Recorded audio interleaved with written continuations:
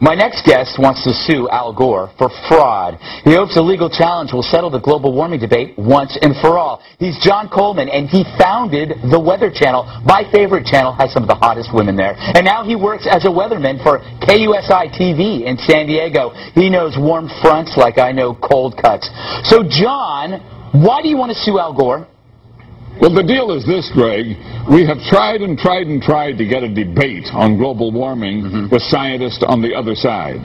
Al Gore or any of the scientists behind him over at the UN IPCC, we'd love to have a debate with them, but they say, oh no, the debate is over. Yeah. Well, now there are 30,000 of us.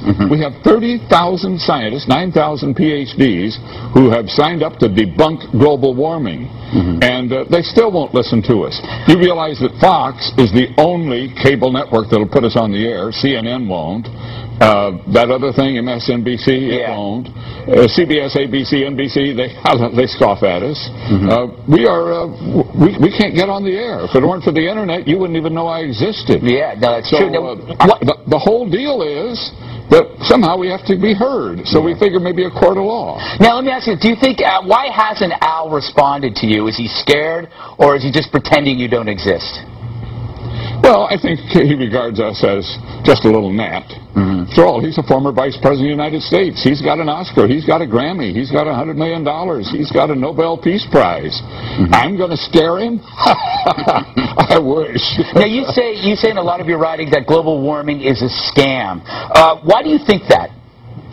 Well, if you study all the papers of the Intergovernmental Panel on Climate Change, if you study everything their scientists have done, it all boils down to a claim that carbon dioxide, CO2 in the atmosphere, put there by our burning of fossil fuels, is going to turn the climate of Earth into an oven, and we're all going to bake and die.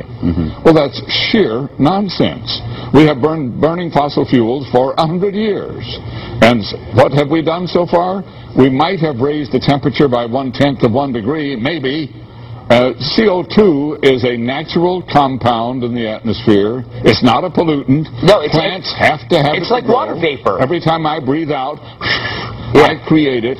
It is no big deal, and it's certainly not going to end the world. No, if you believed what the global warming freaks are saying, it's something so evil, but it's no different than basic water vapor. I mean, it's just a substance that's out there. But I got to ask you, because there is so much science out there that's saying that this is purely hypothetical nonsense, why did it become such a widely held belief?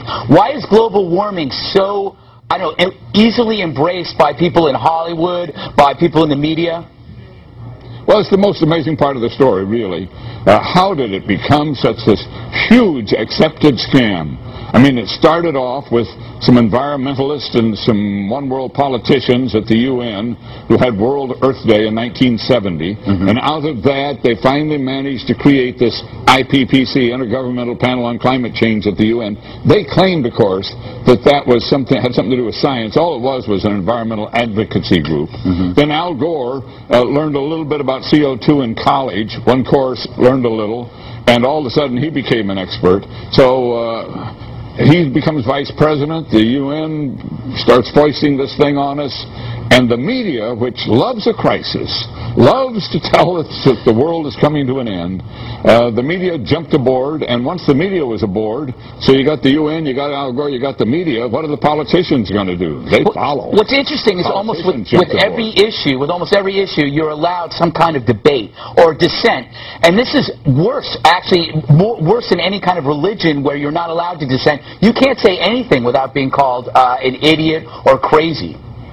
It's become a religion. That's exactly what it's become, an environmentalist religion. And of course, green and environmentalism is a wonderful thing. I'm an environmentalist, but wait a minute. You're not going to turn me into an extremist, and you're not going to get me to tell a lie to try to accomplish an environmental goal. That's exactly what they're doing. Speaking of goal, what does a hockey stick have to do with all this? Well, this goes back to the start of it all. A professor at an American university named Michael Mann created a graph of temperatures through millennium flatlining and then shooting up at the end, the shape of a hockey stick. And the UN panel said, ooh, woo, love that. Yeah. And they kind of made it their Bible, and it became the cornerstone of their whole campaign. Now it has been proved, without a shadow of a doubt, to be built on absolutely bad science. You can put any data into that formula, and it'll come out a hockey stick no matter what. Well, you know, John, the whole thing was manipulated. John, I'm actually looking forward to the return of the Ice Age, because I know that's going to be the next catastrophe, probably in the next decade. We got to run. Thank you, John Coleman, founder of the Weather Channel, my favorite channel, aside from Fox News Channel.